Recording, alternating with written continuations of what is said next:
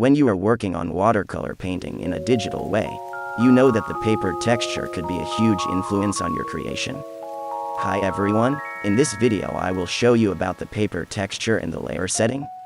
If you ever follow along with my videos, you know that I usually apply the paper texture at the very last step in the process.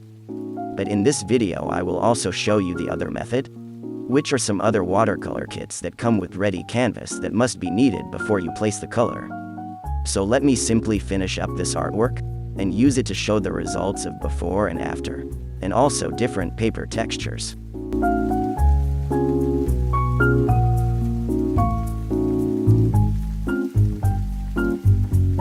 Here's the visual we are going to use for the test.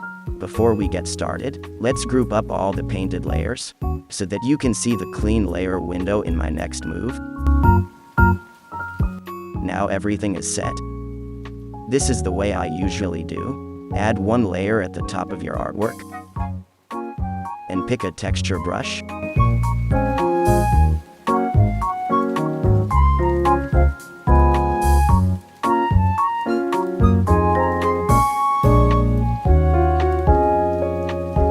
I use just black color for this first demo, set to the biggest brush size, so that you can easily cover all the areas. Now spread it on the whole canvas.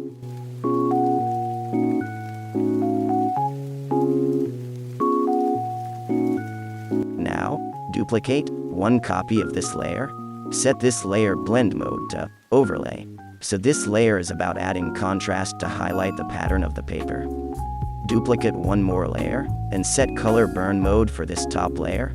As the color burn effect, this will add slight color on your image. Now reduce the layer opacity to around 15 to 55%. Here I make it to about 25. And for the normal layer about 2 to 25%. The normal layer is more in the part that affects the totally white or blank area. Therefore, when you adjust the opacity of this layer, look at those whitest or blank areas to judge the result that you want. The overlay and color burn layer will not affect where the area is 100% of white.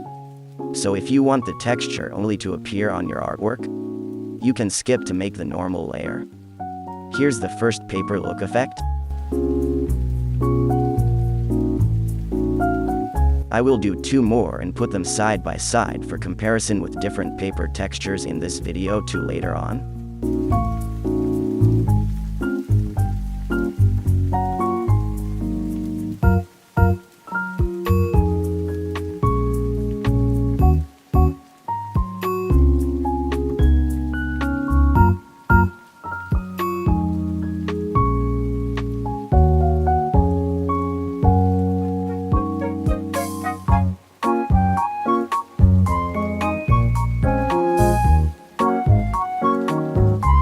Now let's take a look at the difference by switching on and off on the paper texture.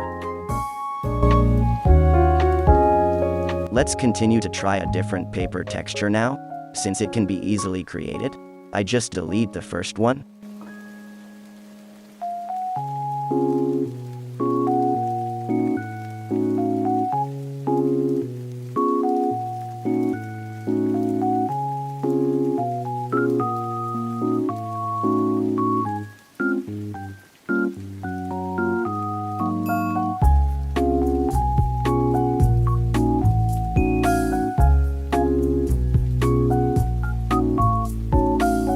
So this time we use some dark brown instead of black to create, which will make some that looks like unbleached paper, just like some ordinary watercolor paper in reality.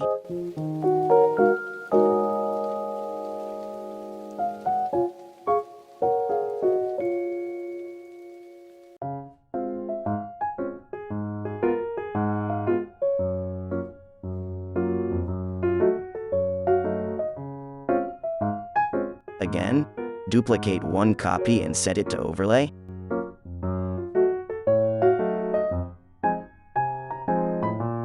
Duplicate one more at the top for color burn.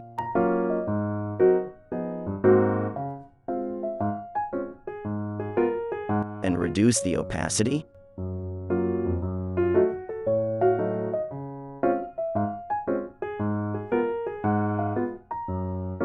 For those opacity adjustments are just my recommendations, and you don't really need to fix it from my point of view. Overall, this is personal. I usually don't like the paper textures too obvious in my work. Since the overlay layer is already max opacity, you can duplicate one more if you want to enhance the pattern contrast on your subject, and merge both of them, so they go back to one overlay layer, but double the layer value.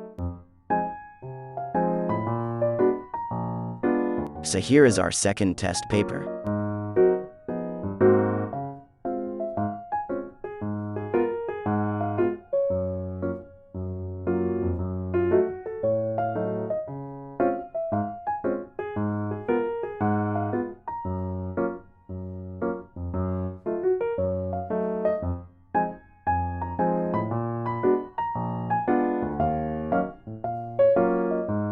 Now let's create one more for another texture. And I will speed up the video, then come back and do the side-by-side comparison. The last texture I selected is called Emboss Laid. This paper type is not for watercolor purposes in reality, but we are in a digital image, so we can mix up anythings. And here is what our third result looks like.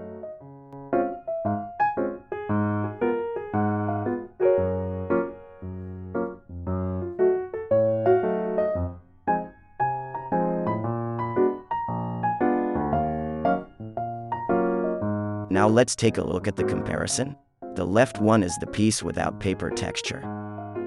So after you have your artwork done, you can duplicate the file by swiping it from right to left at the gallery page, and tab duplicate, so you can clear your previous work under those paper layers, and there's your ready canvas with paper texture.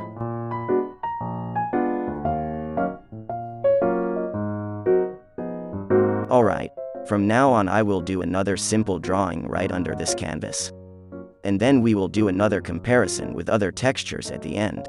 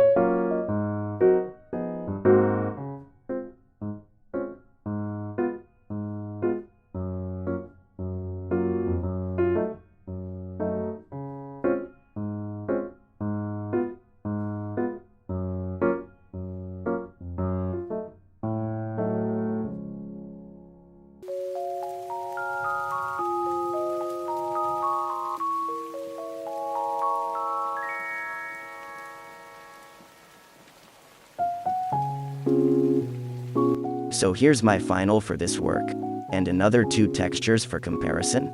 The middle is handmade paper, and the right piece is white fabric. Hope you enjoy this video, and thanks for your support. I'll see you in the next video.